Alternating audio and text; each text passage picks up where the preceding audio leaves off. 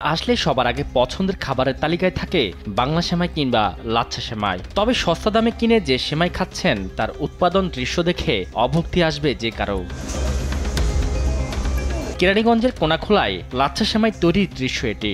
নামবিহীন এই কারখানায় ময়লা আবর্জনাপূর্ণ স্যাঁতসেঁতে পরিবেশে দিব্যি কাজ করে যাচ্ছেন কর্মচারীরা। প্রথমে আটা মাখছেন একজন, তার থেকে একে একে বদল হচ্ছে হাত, কিন্তু কারোর হাতে নেই গ্লাভস, মুখে নেই মাস্ক, নেই স্বাস্থ্যবিধি মানার বালাই। গ্লাভস দিয়ে তো মনে করেন টানা যাবে না, বুঝছেন?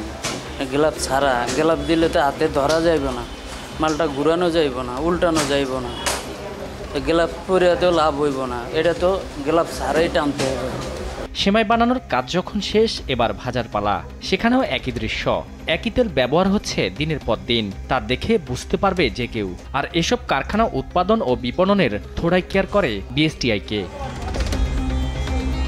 একই এলাকার শম্পা ফুড প্রোডাক্টসে বাংলা সেমাই তৈরির চিত্র এটি। নোংরা পানিতে আটা গুলিয়ে দেয়া হচ্ছে মেশিনে, নোংরা হাতে সেটি আবার শুকানো হচ্ছে খোলামেলা রুমে।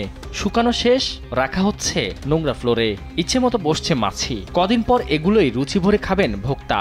অপরিচ্ছন্ন চুলিতে পুড়িয়ে সংরক্ষণ করা হচ্ছে খোলামেলা অবস্থায়।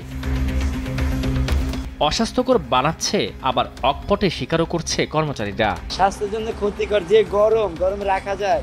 আমাদের কোম্পানিতে আমরা রাখি, কিন্তু এখন রাখি না, মানে একটু গরম তো, এই জন্য। নিজেদের ভুল স্বীকার করলেও এসব মুখরোচক সেমাই ঠিকই পৌঁছে যাচ্ছে সারা দেশের বাজারগুলোতে। দেখার নেই কেউ।